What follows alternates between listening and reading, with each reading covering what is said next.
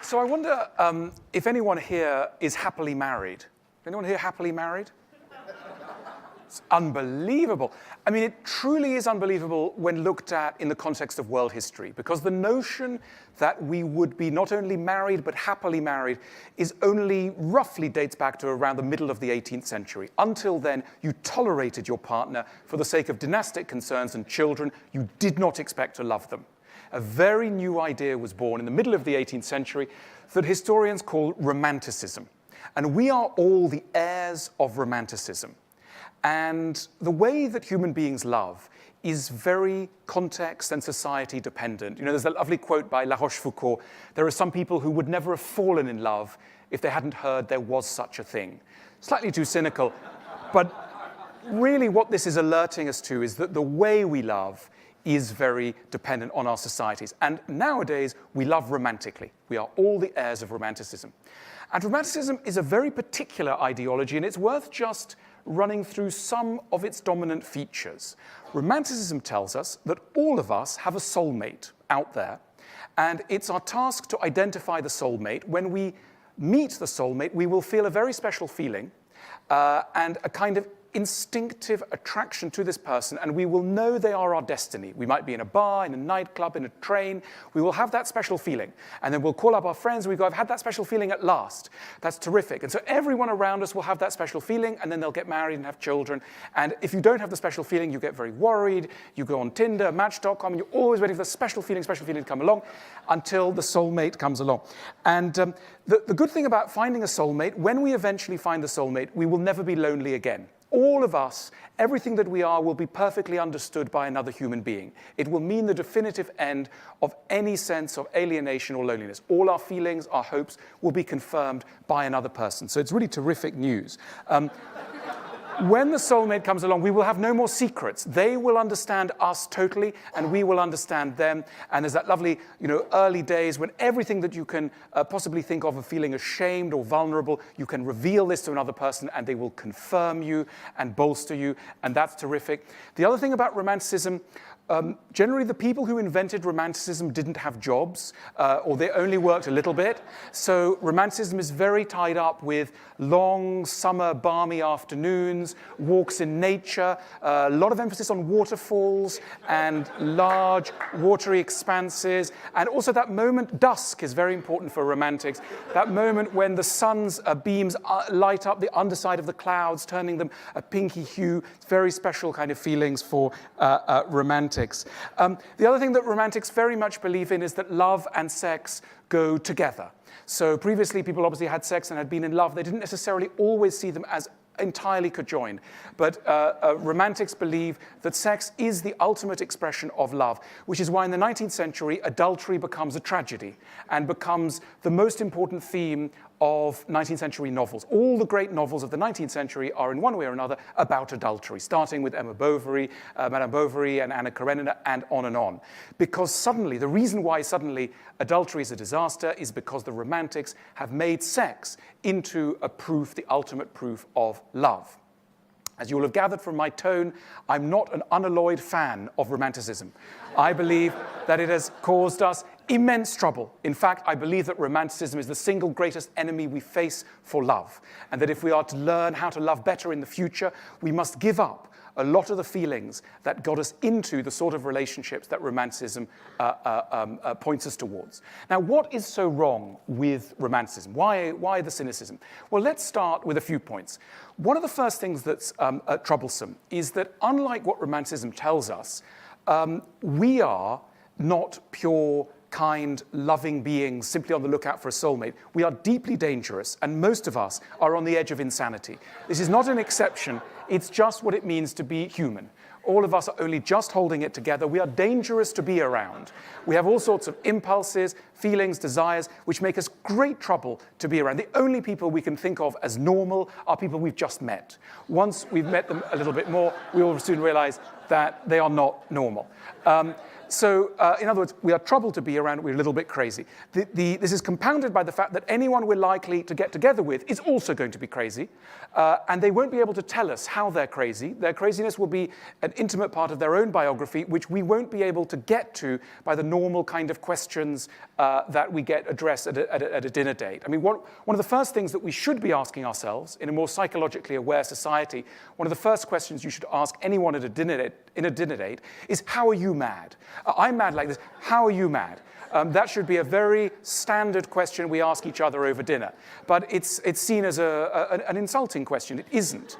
Another reason why, of course, we're so unaware of our psychological dynamics is that until we start a big, long-term relationship, no one can be bothered to tell us. Our friends certainly can't. I mean, sometimes in relationships, when things are tricky, we say things like, well, Mary, my friend, or John, my friend, they don't seem to criticize me. Why are you criticizing me all the time? My mother doesn't criticize me.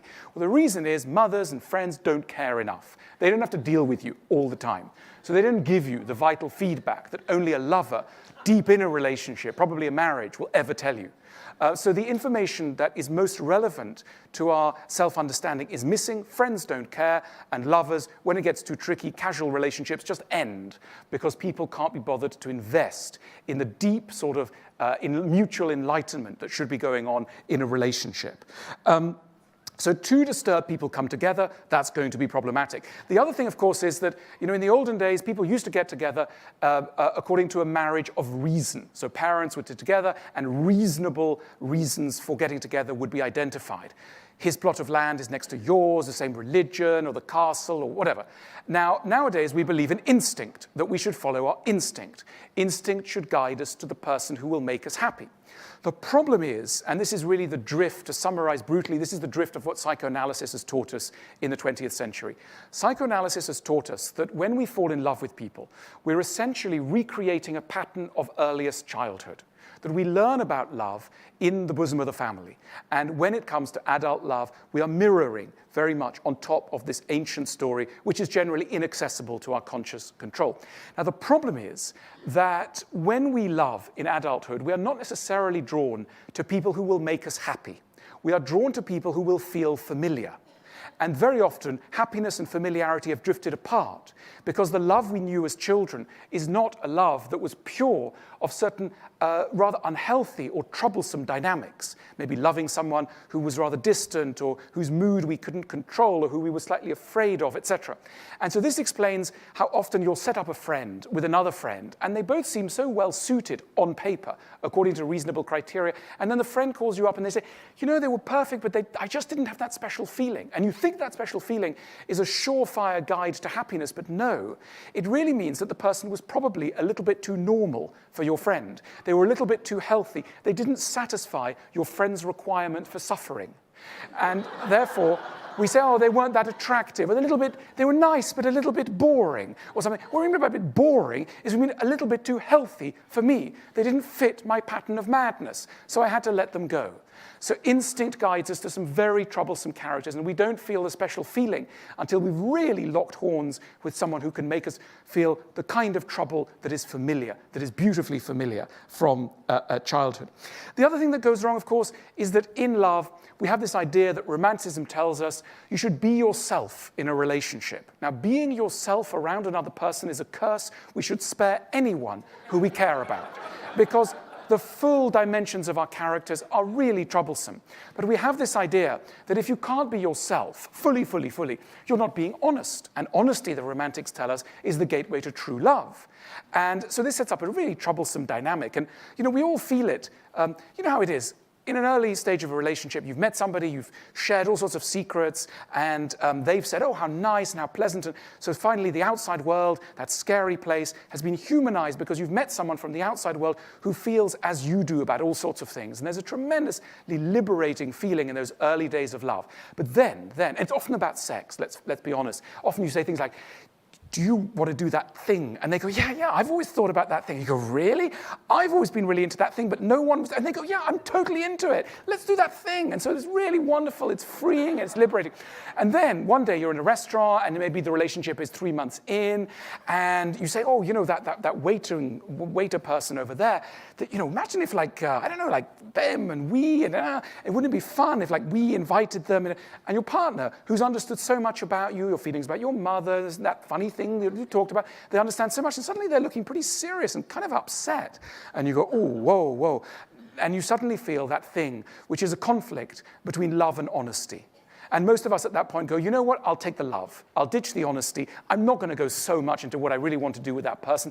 I will draw up the drawbridge again, and the moment of loneliness begins. And of course, romanticism tells us this is a disaster, because romanticism tells us if you love someone, complete honesty. But then comes this thing with the waiter. So it's difficult. Okay, so the other thing that romanticism tells us is if you really love someone, and they really love you, you shouldn't use too many words. You will feel an intuitive understanding with someone. And you know, the miraculous moments in love are often about those where the other partner seems to understand you without having said anything. This is a disaster. Because this can only, it's very charming in the first 3 months. But long term, the idea that someone is going to understand you without you needing to speak or communicate is a disaster. It's a collective disaster that has marred love for millions of people. It's led to an outbreak of sulking. Because what is a sulk in love, other than a deep conviction that your lover should understand something, and they haven't understood, and that's why you're not going to tell them why you're upset. You're upset, but you're not going to tell them, and the reason you're not going to tell them, because if they loved you, they would know why you were upset. So that's why you're going to bolt yourself in the bathroom, and you won't say what's wrong. Because a true lover knows what they would be able to read through the bathroom door what was wrong with you. The other thing that's really troublesome about romantic love is this belief that if you love somebody, and if someone loves you, they accept the whole of you.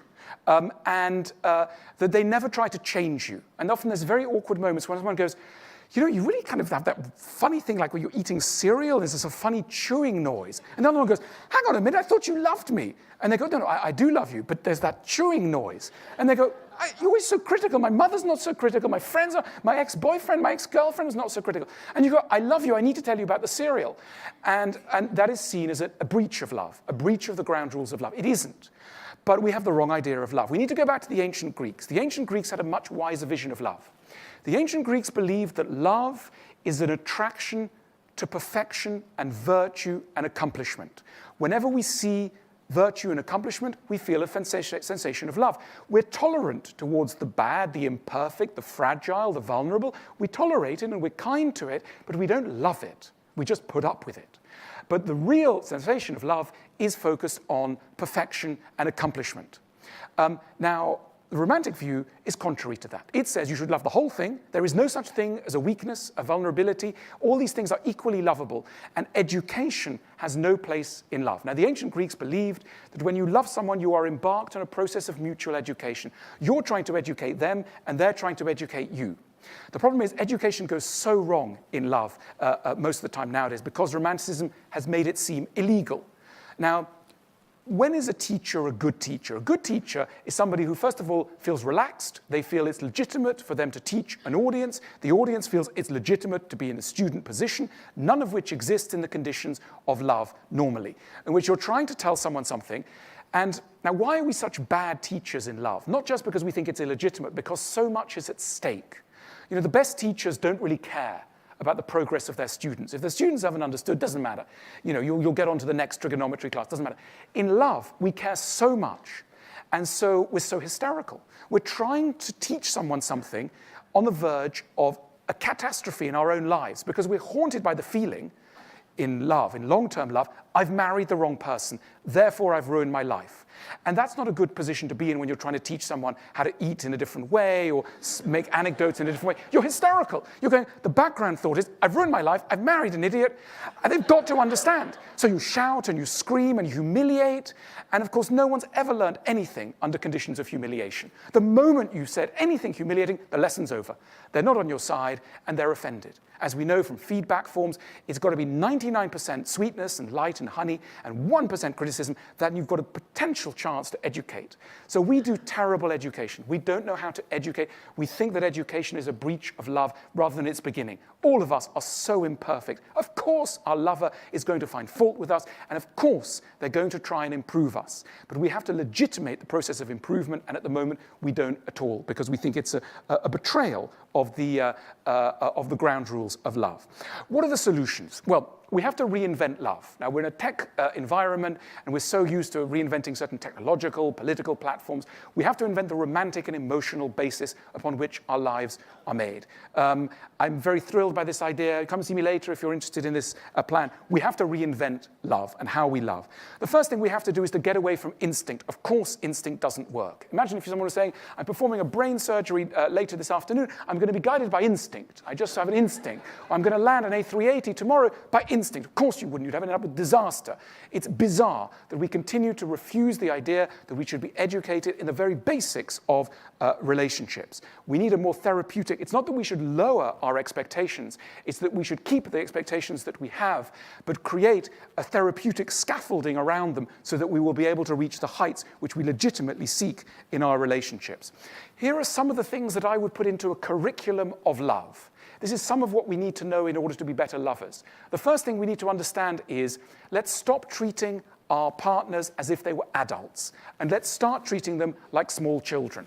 The reason why this is so important is, when a small child does something wrong, let's imagine you've got a small child, you cook them dinner, they're 2 years old, 3 years old, you give them some broccoli and some schnitzel, etc. You put a plate down in front of them, and they just swipe it off and go, "Ah!"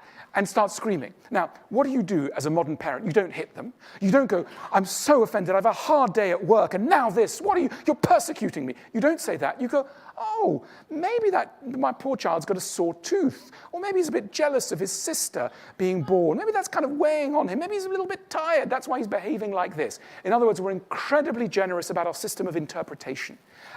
We don't do this as adults because we think, well, the person's an adult. And of course, most adults look like adults, unfortunately. It would be so much more useful if we look like children. Because, the great thing about breaking something, you've got a broken arm, right? Everyone can say, oh, you've got a broken arm. Oh, I'm so sorry, you've got a broken arm. Let me open the door, you've got a broken arm.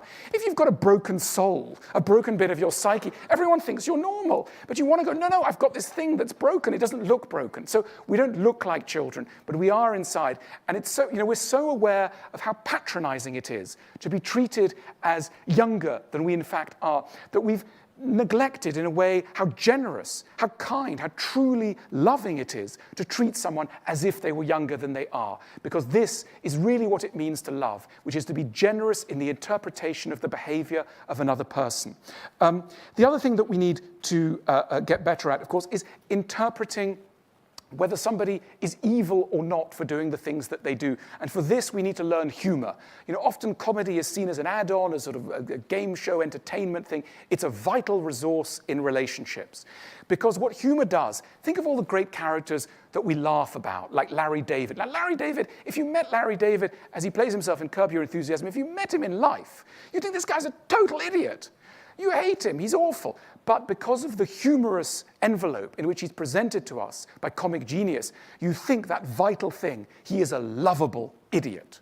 And that's a sign of love. When you manage to move from seeing your partner as an idiot to seeing your partner as a lovable idiot, you have learned a vital lesson about love, which we all need to take on board.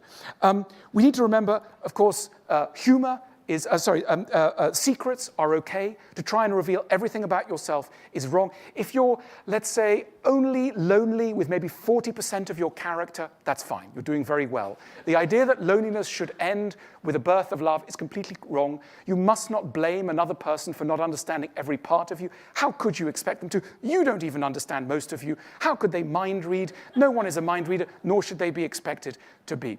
So, ladies and gentlemen, a quick rundown of the kinds of the kind of checklist that you should be making to know that you are ready for love. You know you're ready for love when you have gently understood that, of course, you are crazy. You have gently understood that, of course, your partner is crazy. You've gently understood that you don't really understand yourself, they don't understand themselves, and your communication is likely to be completely dire at the instinctive level, and you need to bring it on to a more therapeutic level. You need to understand that love is going to be accompanied by a lot of practical details. You won't be on holiday, you won't be with the waterfalls all the time, or the lovely, beautiful clouds, that love is a practical venture, and that you will be unhappy a great deal of the time. Pessimism is often seen as the enemy of good things, and indeed it is in many ventures. But when you embark on the journey of love, pessimism, in fact, is the most generous and kindly emotion that you could direct towards yourself and your partner. That is the future of love that I've been sketching for you. Thank you so much.